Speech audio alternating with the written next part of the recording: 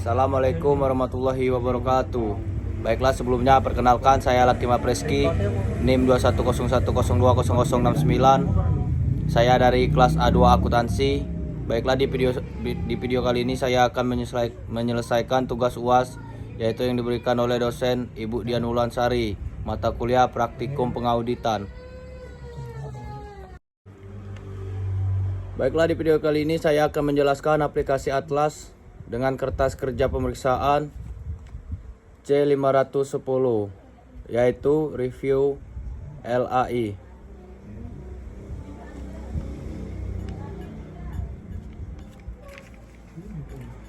Baiklah, yang pertama ada nama KAP, yaitu Kantor Angkutan Publik.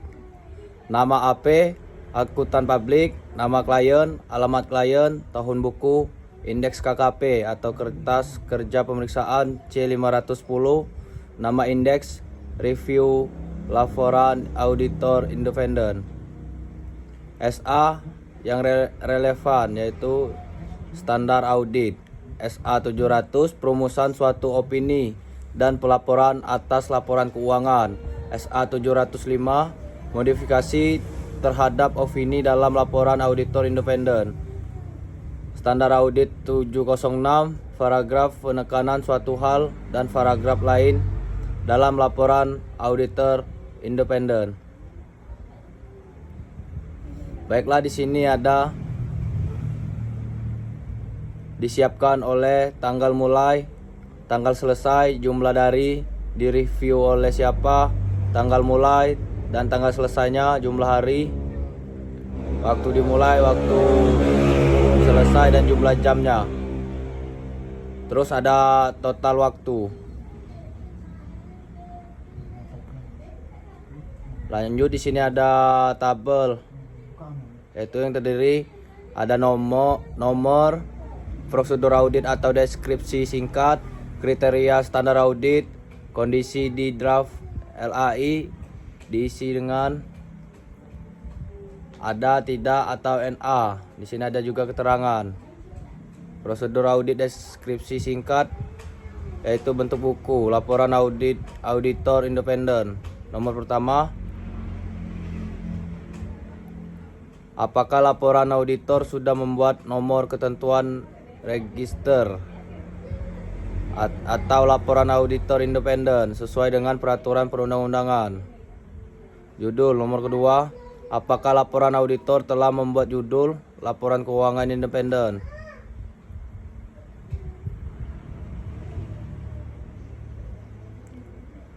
Standar audit 700.21, pihak yang dituju. Nomor 3, apakah laporan auditor sudah ditujukan kepada pihak sesuai perikatan audit. Standar audit 700.22, paragraf pendahuluan. Nomor 4, apakah pada alinea pembuka laporan auditor independen atau LAI telah membuat hal-hal berikut. Yang pertama, menyebutkan identitas dari entitas laporan keuangannya diaudit. Kedua, menyebutkan bahwa laporan keuangan telah diaudit. Yang ketiga, merinci identitas setiap laporan dalam laporan keuangan, merujuk kepada ikhtisar, kebijakan akuntansi signifikan, dan informasi penjelasan lainnya. Dan yang terakhir, menyebutkan tanggal atau periode yang dicakup oleh setiap laporan dalam laporan keuangan. Baiklah, di sini juga ada tanggung jawab manajemen atas laporan keuangan. Nomor 5, apakah LAI sudah mencakup bagian dengan judul tanggung jawab manajemen atas laporan keuangan. Standar audit 725. Dan di sini ada nomor 6, apakah LAI sudah menjelaskan tanggung jawab manajemen atas laporan keuangan. Standar audit 726. Di sini juga ada tanggung jawab auditor. Nomor 7, apakah LAI sudah mencakup bagian dengan judul tanggung jawab auditor. Standar audit 700.8.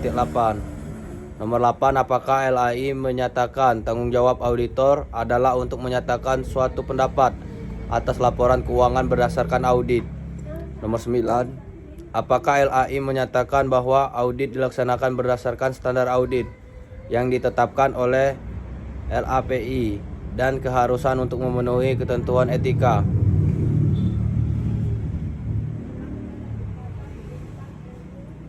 Dan di sini juga ada opini auditor. 10.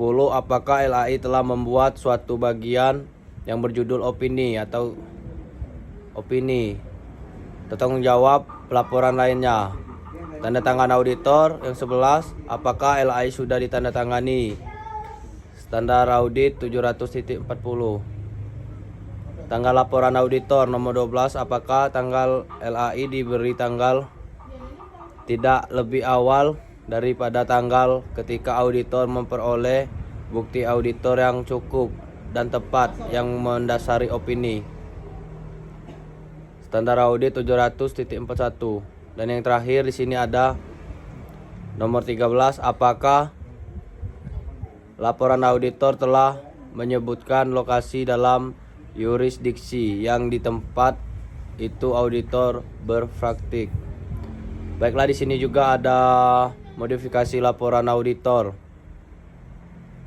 yaitu yang pertama, apakah auditor telah memodifikasi opini jika yang pertama berkesimpulan bahwa atas dasar bukti audit yang diperoleh bahwa laporan keuangan secara keseluruhan tidak bebas dari salah saji material, dan yang kedua, tidak memperoleh bukti audit yang cukup dan tepat untuk menyimpulkan bahwa laporan keuangan secara keseluruhan bebas dari salah saji material. Dan di sini juga ada opini wajar dengan pengecualian, yaitu apakah auditor telah memberikan opini WDP jika yang pertama, setelah memperoleh bukti audit yang cukup dan tepat menyimpulkan bahwa salah saji secara individu atau gabungan adalah material tetapi tidak pervasif untuk laporan keuangan tersebut. Dan yang kedua, tidak berhasil memperoleh bukti audit yang cukup dan tepat untuk dijadikan dasar pemberian pendapat, tetapi ia menyimpulkan bahwa dampak salah saji yang tidak ditemukan mungkin material umum tidak pervasif. Di sini juga ada opini tidak wajar, yaitu apakah auditor telah memberikan opini TW atau tidak wajar jika setelah memperoleh bukti audit yang cukup dan tepat menyimpulkan bahwa salah saji secara individu atau gabungan adalah material dan pervasif untuk laporan keuangan yang telah diaudit. Lanjut, di sini ada opini tidak memberikan pendapat, yaitu apakah auditor telah memberikan opini TMP atau tidak memberi pendapat jika tidak berhasil memperoleh bukti audit yang cukup dan tepat untuk dijadikan dasar pemberian pendapat dan menyimpulkan bahwa dampak salah saji yang tidak ditemukan bisa material dan pervasif. Dan yang kelima, lanjut, jika terdapat ketidakpastian, auditor menyimpulkan bahwa meskipun telah memperoleh bukti audit yang cukup dan tepat mengenai ketidakpastian tersebut, tidak mungkin baginya memberikan pendapat karena ketidakpastian tersebut dapat saling terkait dan dampaknya kumulatif terhadap laporan keuangan. Baiklah, di sini juga ada penekanan suatu hal dan hal lain. Lanjut, nomor 30. Apakah auditor telah mencantumkan suatu paragraf penekanan suatu hal ketika ada suatu hal yang penting dan fundamental bagi pemahaman pengguna laporan keuangan? Ada juga apakah auditor meletakkan paragraf tersebut setelah paragraf opini? Apakah auditor mencantumkan dalam paragraf tersebut suatu pengacuan yang jelas tentang hal yang ditekankan dan rujukan pada catatan atas laporan keuangan yang relevan tempat hal tersebut diungkapkan dalam laporan keuangan?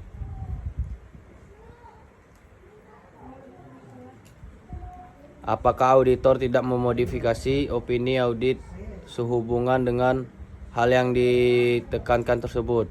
Lanjut, yang terakhir, apakah auditor telah mengomunikasikan ekspektasi berdasarkan susunan kata-kata terkait dalam laporan auditor dengan pihak yang bertanggung jawab atas kata kelola jika auditor akan mencantumkan suatu paragraf penekanan suatu hal atau suatu paragraf hal lain dalam laporannya. Baiklah, di sini ada kesimpulannya. Kita isi status KKP implemented. Baiklah, itulah tadi yang dapat saya sampaikan. Apabila ada salah dan kurang, saya mohon maaf. Kepada Allah saya mohon ampun. Saya akhiri, wabillahi taufiq wal hidayah. Wassalamualaikum warahmatullahi wabarakatuh.